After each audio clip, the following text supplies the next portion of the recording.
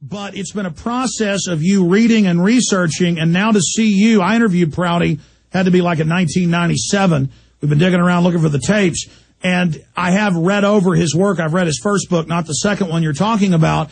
And then you discover that Joe McCarthy was actually right, but he was being used to set up a police state domestically with low-level communists. But as soon as he found out the Pentagon was running everything, remember, that was what they said was so absurd, then they set him up and destroyed him and used the term McCarthyism to demonize him. But then it was declassified 7 years ago or 6 years ago that the Russians said, no, it's true, he was right. And then you learn that the whole geopolitical system is a war against individual populations. And there was a deal with the Russians to build up their police state. They would take over half the world. The U.S. would build up its police state and military system and take over its other half and go into these black hole wars to then militarize a cadre of men to come back and take over the domestic country itself. And now you're researching that, Governor. It's so exciting. Well, you know, the thing is now, is this, Alex, I have the time to do it now.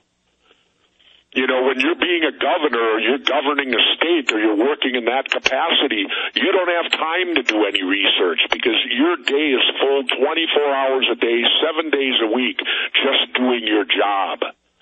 And now I don't have that job to do anymore. And living in Mexico like I do for half the year, I read 15 to 17 books every winter down there. And it's amazing how reading can educate you, something I think we're losing track of in this country. Well, I want to be specific. It's amazing to see your development. And I'm not like on some mountain saying that because I've noticed your discernment with issues, getting into the whole conspiracy realm. You go right to the best sources, the best documents, the best history, and it's just very exciting, Governor Ventura, to see you with a hit TV show, a best-selling book, and to really be one of the main leaders now of questioning our reality. But I don't want to interrupt. Go back, give people the name of the book again because I want to go buy it and read it.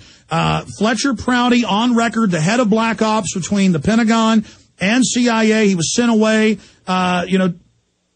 to the Arctic, when they killed JFK. He talked about how they pulled the security off, how it was a Pentagon Black Ops job. We're going to play a clip from JFK coming up later, but take your time into break with more of what you've learned and how you tie that in to all your other life knowledge.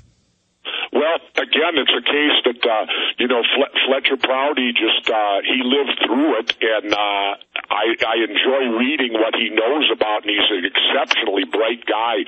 See, the other thing he shows very clearly, which tells you how Obama isn't really in charge, Prouty shows you that most of the politicians only learn of these events till they're already in motion. They're set in motion by people in the government.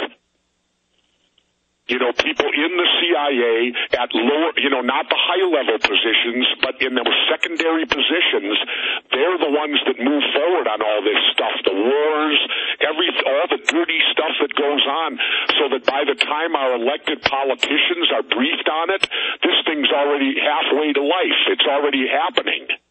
So our politicians are playing catch-up. And that's who Prouty explains in that book, The Secret Team. That's who the secret team is. The secret team are these right under-level government people who are literally running amok. And there's nobody in control of them. And, the CIA has its own money now and own money sources, so they can basically do anything they want. And our president and the rest of them seem to be powerless to them.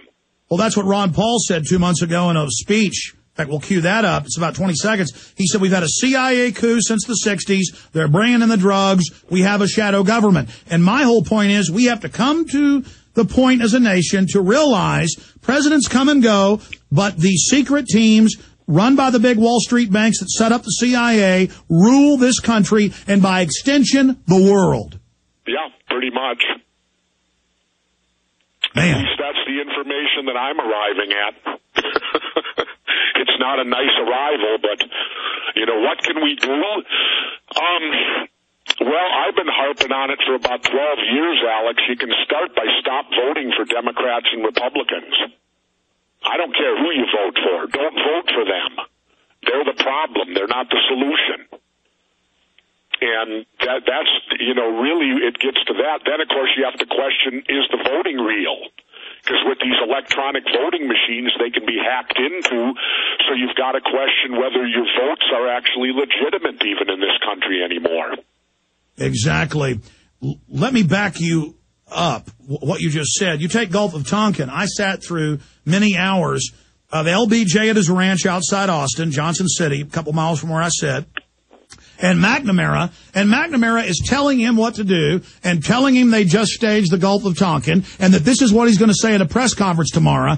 And the president's almost saying yes, sir, to him. And it's the same thing with Bay of Pigs. They launched that without Kennedy knowing and then blamed it on him when it failed. Exactly. And you got to understand, too, it ain't McNamara. McNamara's being briefed, too. He probably only learned about it the week ahead of LBJ. No, that's on the tape. He's saying exactly. He says, these tapes are incredible. He's saying the Pentagon did this. This is what you're going to say.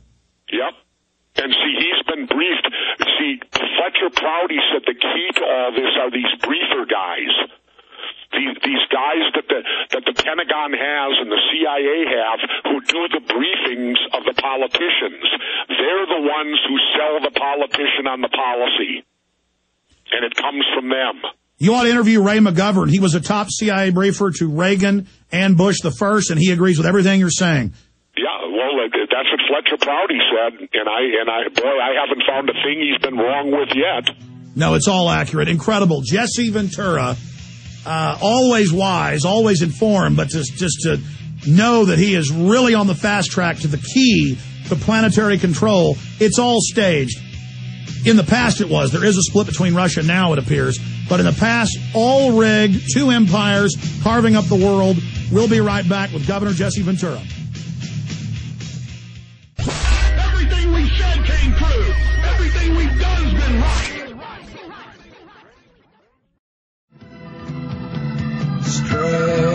I wish people could hear our behind-the-scenes discussions. Governor Jesse Ventura is our guest. Jesse, you're always a serious guy, but lately you have really seemed happy. And why are you so happy? Mexico does that to me, Alex. When I get down there, I spent Friday and Saturday. The waves were great. They were running about 3.5 feet, and they were coming in perfect for surfing. So I had 2 great days of surfing down there. And whenever I can live that lifestyle, I get very content and very pleased with the world. I hear you. And first you had the tsunami and then the earthquake, but no problems. No, I didn't even feel the earthquake. The earthquake happened way up by Mexicali, which is right on the border of Mexico and California. Oh, I do want to, here's one thing when we talk that, Alex, that I want to put word out to people on. Please allow me to do it here. Everyone out there that knows anyone in the state of California, please encourage them this fall to vote for the legalization of marijuana. It's going to be on the ballot in California, full legalization to where marijuana will be treated like alcohol and tobacco. And the reason I'm pleading with people to support this is to stop the carnage at the border. Alex, it's awful.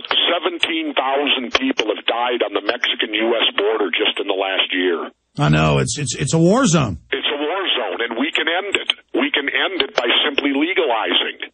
Because that puts the cartels out of business. They have nothing to sell then. But that's common sense. All these fake conservatives say, that's of the devil. Meanwhile, the CIA wants to keep all the drugs illegal, so they have an excuse to put people in prison, and so they can launder the money. Exactly. But see, we've got it. Here's a chance where we've got it in the palm of our hand, Alex. If the election's legitimate out in California, the people out there can vote for the first step, full legalization of marijuana. And I think if you see California do it, it'll go like wildfire right across the country. Absolutely. So you heard it here, folks. Vote for the decriminalization, legalization of marijuana in California. Here's a Reuters article. NATO rejects Russian call for Afghan poppy spraying. NATO Wednesday rejected Russian calls for it to eradicate opium poppy fields in Afghanistan, saying the best way for Moscow to help control the drug would be to give more assistance against the insurgency. Then I was listening to BBC a few months ago, And they were admitting that the U.S. protects the opium to be friends with the locals, and it's up more than 12 times what it was 9 years ago, and there's opium flooding the world right now. What's your take on government drug dealing and that they're openly protecting the poppy fields? Well, look at it this way, Alex. The major banks, the international banks of the world, where do you think all that money there's millions and billions of dollars for the heroin trade gets laundered through? And look at the timing of it. The Wall Street crash happened right at the time the Taliban put the poppy growers out of business. Yep. Because and there may be a correlation there. You're talking about 2000, 2001. Laundered money, these billions of dollars of laundered drug money, and that could very well have hurt the cash flow of these banks.